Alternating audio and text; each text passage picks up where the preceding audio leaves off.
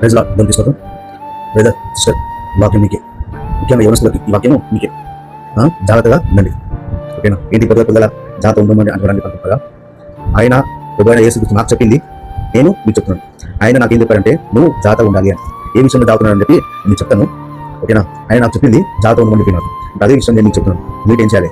జాగ్రత్తగా ఉండాలి. ఏ విషయంలో జాగ్రత్త ఉండాలి, ఓకేనా? ఎందుకు జాగ్రత్త ఉండాలి అనేది చెప్తాను, ఓకేనా?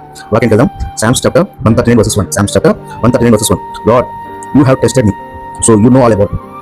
ఓకేనా? మొదటిది ఏంటంటే లార్డ్ యూ హ్యావ్ టెస్టెడ్ మీ. ఏంటి? ఆయన మనల్ని ప్రతి విషయంలో ఆయన మీద పెట్టిన విశ్వాసాన్ని ప్రతి విషయంలో ఆయన చేస్తామని టెస్ట్ చేస్తాడు, ఓకేనా? నా మీద విశ్వాసంగా ఉన్నావా, నమ్మకంగా ఉన్నావా, ఎలా ఉన్నావు, నా మీద ప్రేమతో ఉన్నావా, ప్రతిరోజు నువ్వు నాకు టైం ఇస్తున్నావా, వాక్యం చదువుతున్నావా, ప్రార్థన చేస్తున్నావా, ప్రతి విషయం ఆయనకి ఏం చేస్తాడు? టెస్ట్ చేస్తాడు. మీకు విశ్వాసం ఎట్లుంది, నమ్మకం ఎట్లుంది, ఓకేనా? ప్రతి విషయంలో మీకు జీవితంలో ప్రతి విషయంలో ఆయన ఏం చేస్తాడు? మిమ్మల్ని టెస్ట్ చేస్తాడు, ఓకేనా? కానీ మనకు ఒక టైంలో మనకు తెలియదు, ఆయన మనం టెస్ట్ చేస్తున్నట్టు మనకు తెలియదు, ఓకేనా? అని మనం ఏం చేయాలి? తెలుసుకోవాలి. ఆయన మనల్ని ఏ విషయంలో టెస్ట్ చేస్తున్నారు, ఓకేనా? ఏ విషయంలో మనకి కష్టాన్ని ఇస్తున్నారు, ఎందుకు ఆ కష్టం వస్తుంది, ఎందుకు ఆ బాధ వస్తుంది, ఎందుకు ఆ కనిక వస్తుంది, ప్రతి మనం ఏం చేయాలి? ఆలోచించాలి. ఇవన్నీ ఎందుకు అని ఆలోచిస్తే ఆయన మనల్ని ఏం చేస్తారు? మనము ఆ రోజు ఆయనని తలుచుకున్నామా, గుర్తు తెచ్చుకున్నామా అని టెస్ట్ చేస్తారు. అందుకే మనకు ఆ బాధ అనేది వస్తుంది, కనిక అనేది మనకు వస్తుంది, ఓకేనా? మీకు అర్థమవుతుందా? ఏముందంటే so you know all about me. ఎందుకంటే ఆయన మనకు అన్ని తెలుసు కాబట్టి, మనకు అన్ని తెలుసు. మనం ఏ విషయంలో ఎలా ఉంటాము, అర్థమవుతుందా? ఏ విషయంలో మనం ఏ టైంలో మనం ఎలా ఉంటున్నాం, ఏ విషయంలో ఎలా ఉంటున్నాము అనేది ప్రతిదీ ఆయనకి తెలుసు, మన గురించి బాగా తెలుసు. మనం ఆయన మీద విశ్వాసం ఉంటున్నాం, నమ్మకం ఉంటుంది, ఆయన తెలుసు. ఆయన కానీ ఆయన మిమ్మల్ని ఏం చేస్తారు? టెస్ట్ చేస్తారు. టెస్ట్ చేస్తేనే అప్పుడప్పుడు కష్టము అన్ని ఇస్తేనే నువ్వు ఏం చేస్తావు? ఆయన తెలుసుకుంటావు కాబట్టి నేను ఏం చేస్తాను? టెస్ట్ చేసి తెలుసుకుంటాడు. ఆయన తెలుసు కదా. ఎందుకు తెలుసుకుంటాడు అంటే ఆయన తెలుసుకుంటాడు, ఆయన బాధ్యత అది. ఎందుకంటే నా పిల్లలు నన్ను ఏం చేయదు, వెళ్ళిపోవద్దు అనేది ఆయన ఒక బాధ.